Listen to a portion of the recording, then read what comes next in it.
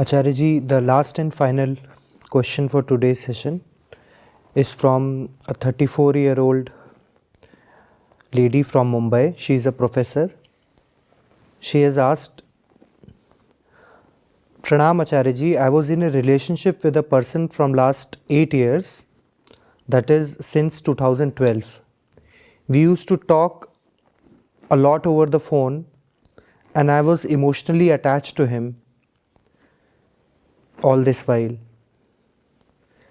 Since last 3 years, it was so that while being with me, he was also seeing and dating other women. I am very honest and loyal to that person. I have always been like that. And all this while, I never even thought of any other man other than him. After knowing that he is so mean, so dishonest, why am I still not able to give up on him? Kindly give me some technique how to get over him, forget him, and ultimately disassociate myself from a person like him. You see, if you are keeping a dog,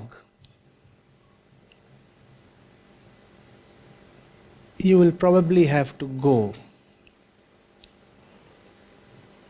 to the meat market. There is no option available to you as long as you keep the dog very close to your heart. Makes no sense to crib about the stink and the squalor and the chaos in the meat market, because your presence there has not been forced by anybody else upon you. As long as you stick to the dog, you will have to stick to the meat market as well. If you find that you are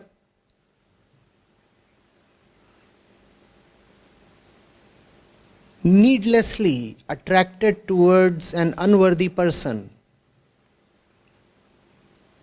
then it is not that so-called mean person you need to distance yourself from. Rather, you need to investigate what is it within you that craves for meanness.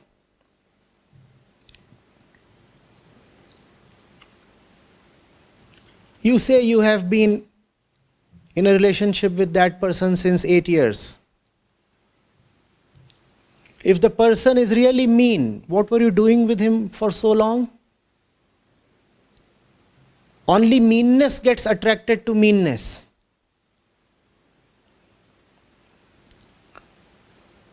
You say you were very loyal to that person, etc., etc. What was so great about that person that you offered your loyalty to him? As far as I understand life a little,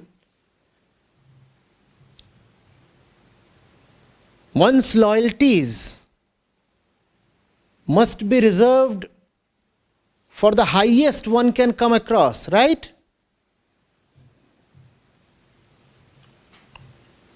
Or is one's loyalty a cheap thing, an article on sale that you can offer it to just about any random, average, mean person?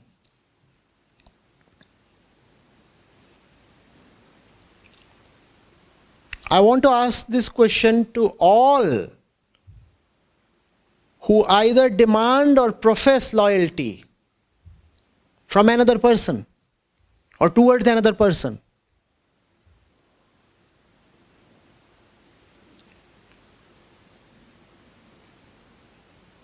Those who have known life have taught as fundamental wisdom that only truth is worth being committed to. How do you afford being committed to some person? Does that person really represent the truth to you? Is he the apostle and the epitome? But with great moral righteousness, we come forward and say, look at me. Since the last 25 years, I have been unexceptionally committed and devoted and loyal to this person.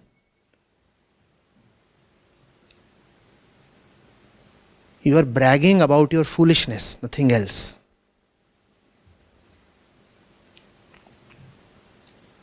And don't feel offended, please.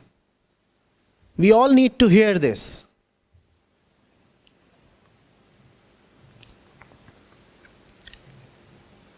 The one who is committed to the truth cannot be committed to anything or anybody else. And that is the only right way to live life, to be committed only to the highest. Look at what you are committed to. Are you really committed to the highest? What is your concept of loyalty? What do you mean by loyalty?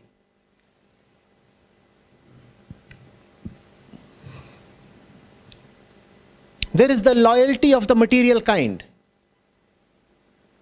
which is nothing but barter, trade. My employer pays me so much, so I must deliver him such and such services.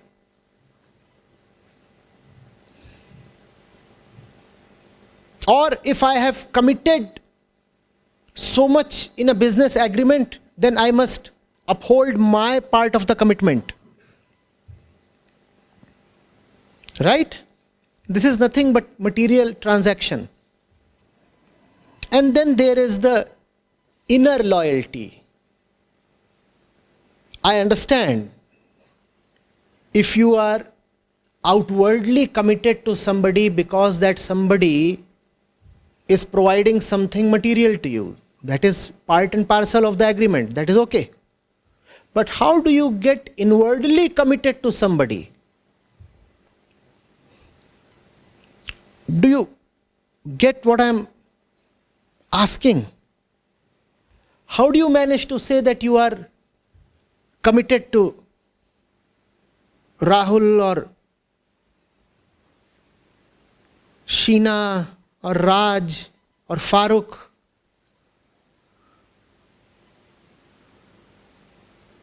How? Who is this person you are committed to? Please. And then when you receive a jolt, like the questioner seems to have received, you come up and complain and cry. You say, oh, I trusted this person so much and he ditched me. Why did you trust in the first place? By offering your fidelity to just about any random person, first of all, you are guilty of infidelity.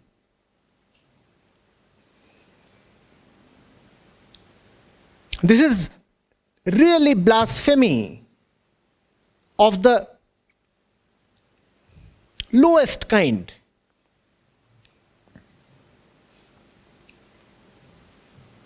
You make some Tom, Dick, Harry the center of your universe. And accordingly, you raise expectations from that person. Is that person, first of all, capable of and worthy of fulfilling your expectations? Obviously, he is not. He is just one general fellow, like everybody else is, an average human being. He will do what all average human beings do.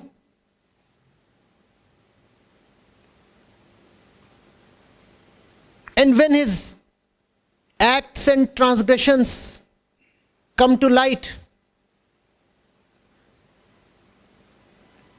then you put up such a sorry face. Oh, see, my trust has not been honored.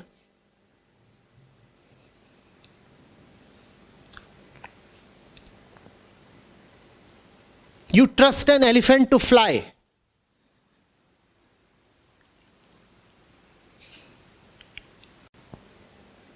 And instead of flying, it gives you 5 kilograms of elephant shit.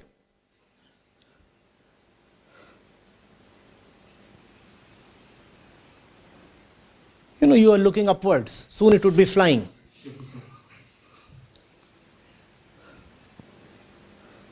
The thing raises its tail. You feel it is a takeoff signal.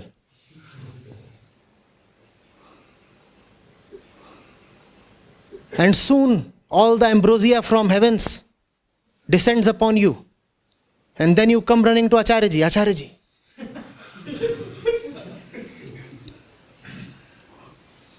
But your darling was an elephant. What else could he have done?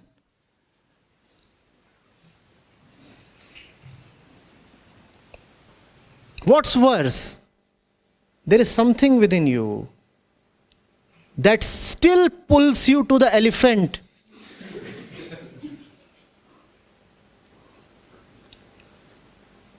What's even worse is that you not only are pulled towards the elephant, you still secretly hope that the elephant will fly.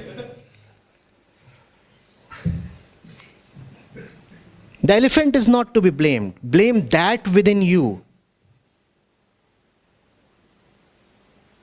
which gets attracted to all kinds of animals. Whenever you get,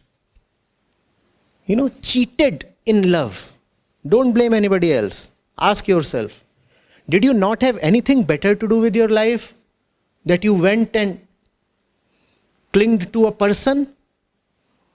8 years of life. And if I recall, the questioner is a professor, right? Students, I'm thinking of them.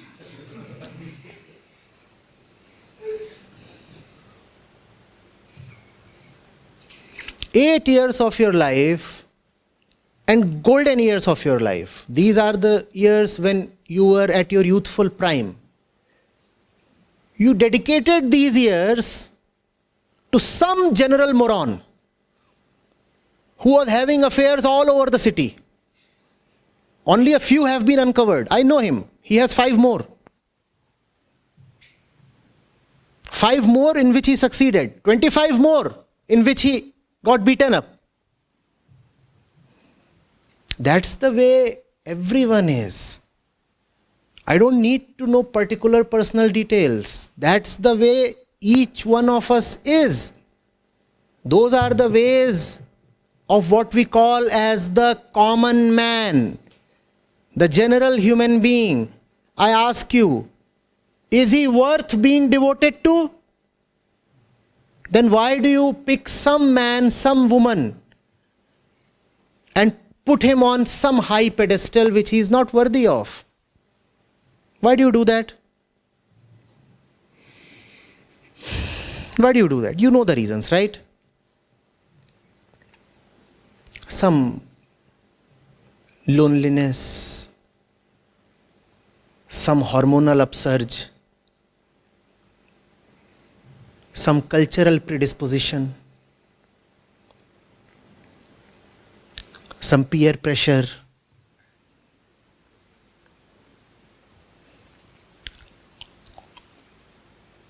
some cultural norm, movies. A lot of movies.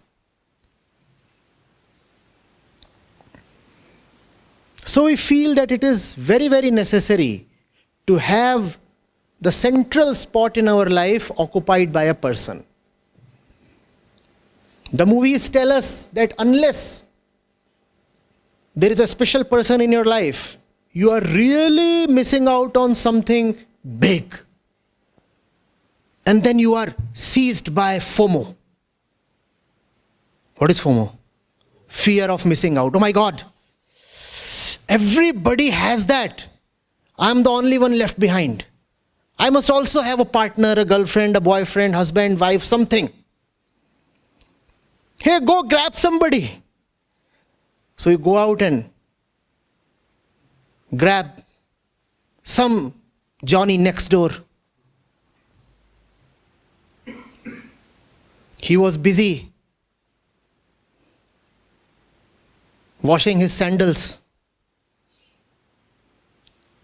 And you went up to him and threw your most seductive smile. And then he too was infected by FOMO. He said, now that I have the opportunity, why shouldn't I capitalize? And thus came about the relationship. And you call it a holy bond made in heaven.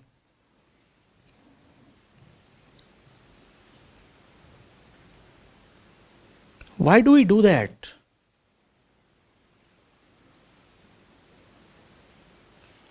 Eight years of life. Come on, think of it. 8 years of life you are spending behind some unworthy person. And let me assure you, most persons are just unworthy. So it's always better and always safer to not spend your life on persons. If you have to invest your hours, your months, your years, invest them on a cause. The cause could be your own development or general development, social welfare, whatever. But let it be a cause, not a person. Let the cause occupy you fully. Don't just become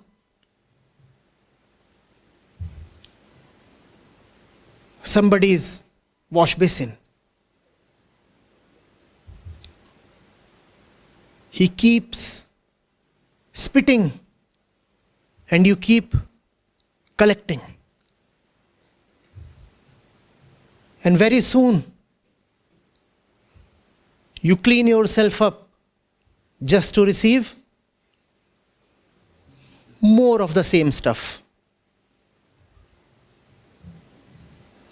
Applies to both men and women, applies to all people, young and old, and especially applies to those who are gripped with loneliness and FOMO syndrome.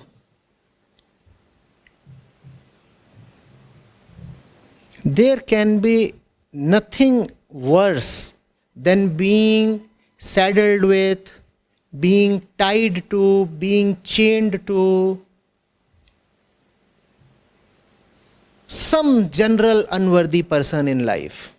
That's the worst hell you can create for yourself. Don't do that.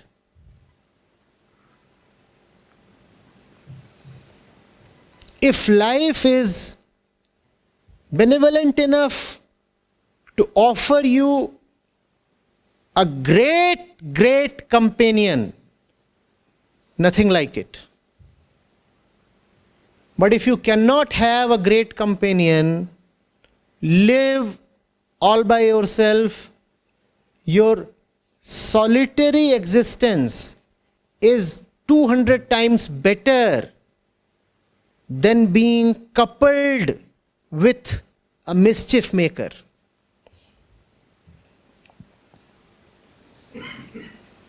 And remember, hurt comes from broken expectations. You expect so much from the other basically because you have not internally achieved what you should have principally achieved for yourself all by yourself. You did not do what you should have done for yourself, therefore you now expect somebody else to do good things for you. The responsibility to bring goodness to your life rests primarily upon you, not upon somebody else. To bring somebody to life and then expect that somebody to bring richness and goodness to your life is not wise.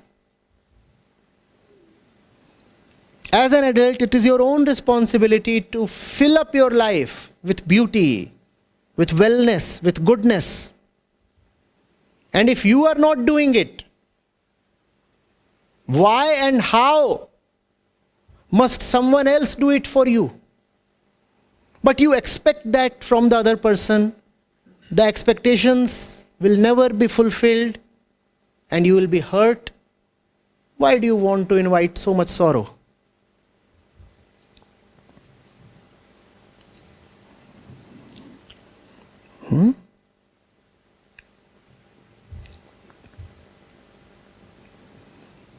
It is a fallacy that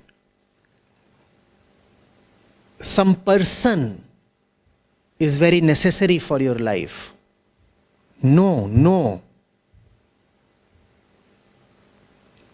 Something else is necessary for life. Especially in today's world, if you see, you do not need a person for physical survival or physical security. There is the economy, there are systems, and there is security. You do not need a male or a female to be around you for all those reasons. You can earn for yourself. There are all kinds of services available. You can have food, you can have medical care, you can have all these material things that you want. So it is obvious that a person cannot be your primary need. Your primary need is something else. Identify that and work hard to meet that.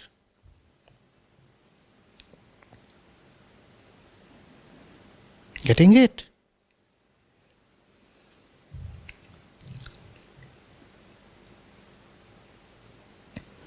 If you will not fill your life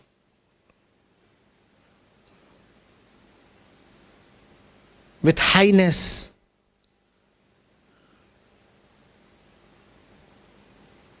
with joy, with understanding, with beauty and purity, the result will be that you will be forced to fill up your life with some kind of rubbish. Often that rubbish is in the form of a person. Don't let that happen to you.